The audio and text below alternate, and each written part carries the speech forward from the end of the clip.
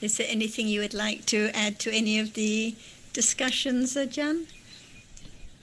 I think that we talk more about everything, but not just about one reality at a time. For example, right now, no understanding clear about seeing whatever is now appearing. There is only just the idea all about that which is now appearing, but not understanding the nature of that as it is. For example, we use the word Dhamma, and it seems like everything is Dhamma because whatever is real has its own characteristic, and there cannot be just one Dhamma at all. So many Dhammas, uncountable. So how can we use anything for such that which is there, which is so true? So just the word Dhamma covers everything which is now appearing, and it has its own characteristic. That's why without understanding it as just that with its own characteristic, not other thing at all, how can there be with less clinging to the idea of that as something as before? When we talk just about other things, not just one reality at a time. For example, right now, there is seeing. See, it's conditioned because no matter what we are talking, there is still seeing all day. It seems like that. But in truth, it's not like that. So remember the truth of everything. It's not just like it appears at all, even right now. So the truth is so very subtle, but it can be known. Each word of the Buddha from his enlightenment conditioned more considering, understanding, which will lead to direct experience and realize that each word of the Buddha is so true because they all come from his enlightenment. And that can condition such understanding better and better when there is more understanding of just one at a time. Seeing now is conditioned, but it's gone because at moment of hearing, there's no seeing, that very seeing anymore. Just that brings about the understanding of nothing is permanent at all. We just live with wrong understanding of everything seems it's still there from birth to now, to death, see. But actually, one lives in the world of not real because it's just like the dream. After one wakes up, what's there in dream? Not at all. Never be at all. So this is life from birth to death. This life is just like a dream, and next life is another dream. See? So the point or the truth, the actual truth is that no one has, no one can condition this moment to arise, but it's there. And no understanding, ignorance, condition, clinging, and take it for something the whole life, no understanding at all. But from hearing the truth, consider, just consider. But one can see the trick of Lopa. It's there, not enough. Just say this is not enough. How can I have more understanding? How can I let go this? See, it's there all the time. So it's the second noble truth. The Lopa is there. If it's not seen as it is, it cannot be eliminated. It cannot be finally eradicated. See, that's why we learn to understand each reality in life at any moment at ease, because when it's not at ease, it's I, and Lopa is there. That's very weak. Just want. See, even it's not like craving for something that it can show up, but it's there all the time, all day. See, understanding this, one begin to understand the truth of reality as there is no one, and learn to understand each one better and better, like the tricky Lopa. See, in a day, it's there at any time. Usually, one craves for many things in life as usual, but after hearing the teachings, one would like to let go the idea of self. It's there again. See, that's why it's not at ease at all. At ease is the moment when there is understanding of No one at all. Whatever is there is a reality conditioned to be just that very moment and then completely gone. When there's more understanding of this truth, it let go because this is the path, the Eightfold Path, very subtle that no one knows how it works. All Cetasikas, the Eightfold Path there, works all the time. No one knows. It's like holding the handless knife. How long will it wear away to be shown as it is, and it's not as before? See? So this is the time or the moment or the period when there is understanding. It works and life goes on. But Lopa is there trying to get something there to be object of clinging. When and how can I know? See, there is still I. So when there can be the understanding, which is so keen enough to know where is the Lopa, where is the master, and we will not follow the master anymore. See, and that is ease anytime when there's no Lopa. So we understand from hearing again about each different ones and how it works its own way.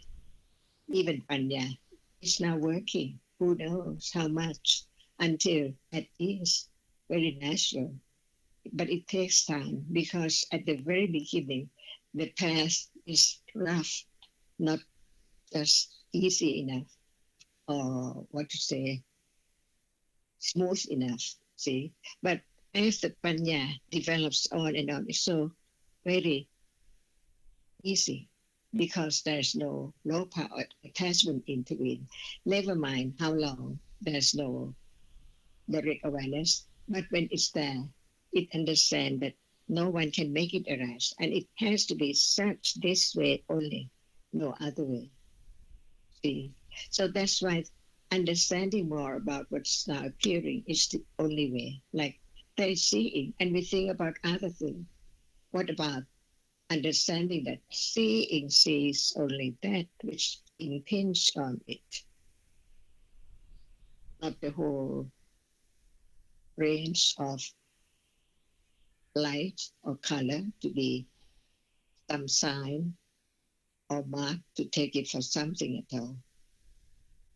See, when there is more hearing, understanding, it's like not there are conditions for not forgetting what is there as it is, little by little.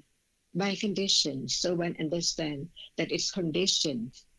So how can there be the idea of how can I do or how can I have more understanding? Each moment of understanding is conditioned for more understanding. That's all. Is it easy now? Or not easy? Not at ease? Or just ordinary, just like before we talk about it? Whatever is there, even an easy moment is conditioned and it's not self.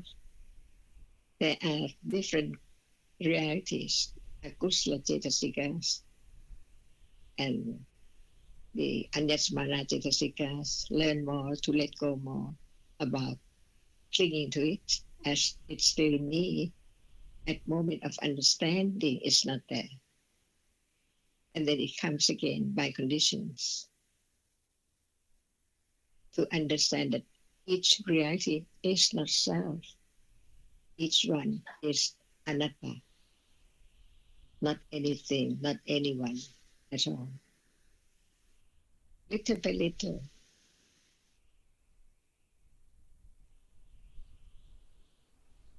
But when it's a long story about one thing, it takes one away from interest in its characteristic, which appears and then disappears.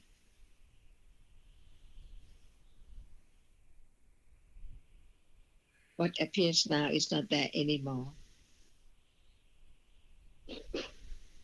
And that can be directly experienced. But it's not with ignorance, but it has to be only highly developed panya, beginning now and on and on and on, little by little. It let go itself. No one has to do the function of letting go at all.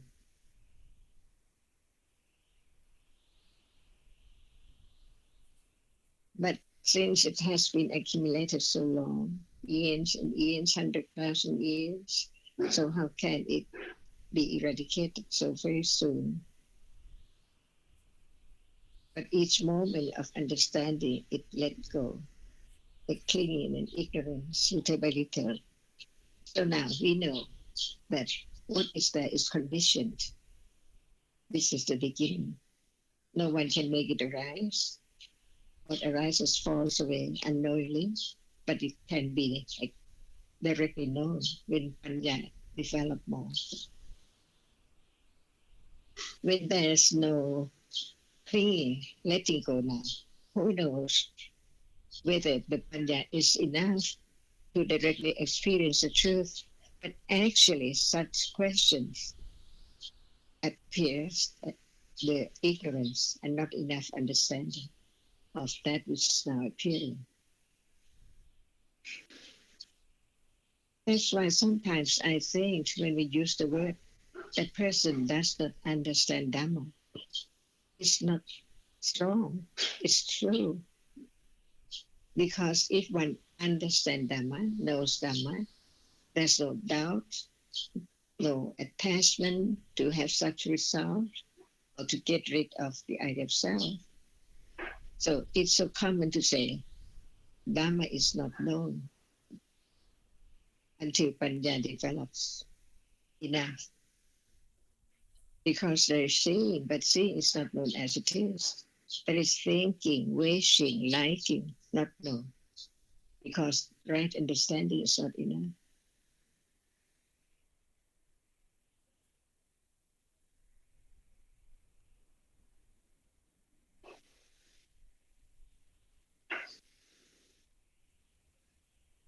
Whatever appears gone, but no attention.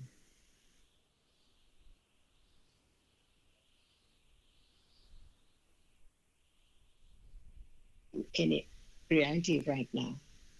That's why we learn the different jetasikas, different realities. Now each one works its function, perform its function. No one is there. So very quickly, all the time.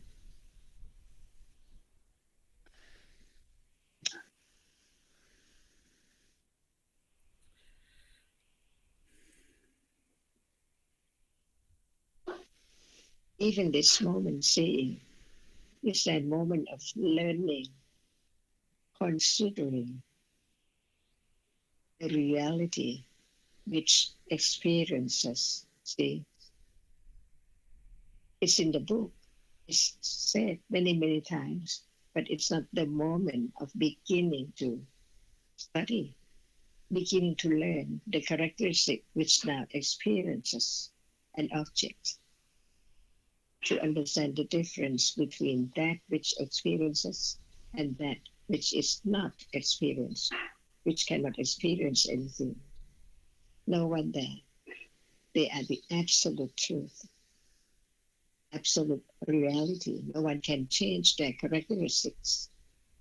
Beginning to understand that from head to toe, what appears when there is touching only, even we talk about Vikara Rupa or Atha Rupa, but what can be the object in a day as that which cannot experience through eyes, ears, nose, tongue, and body.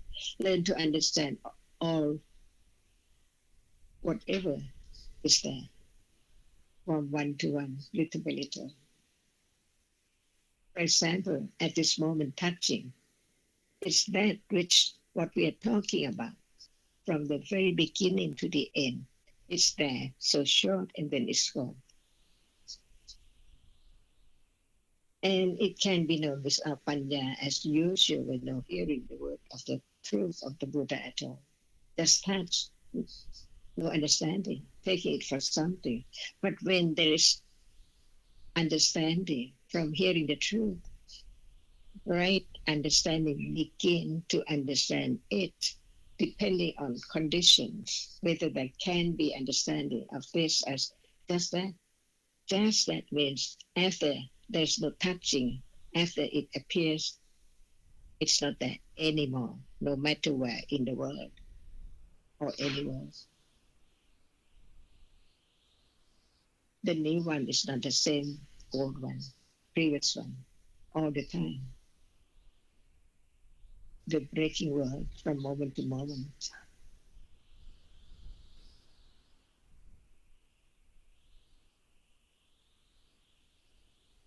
And we can talk about the truth of the absolute realities by many ways,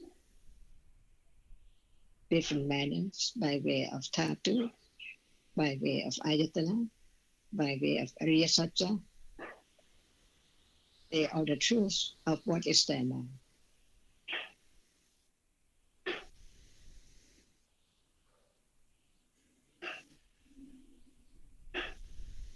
When understanding is there little by little, how can it be taken for something permanent as before? Stage by stage.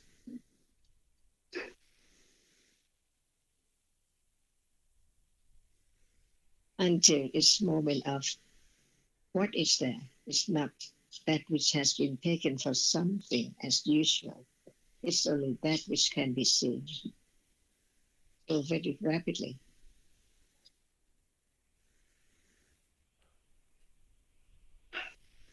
Because the truth is so short, everything arises and falls away in split seconds.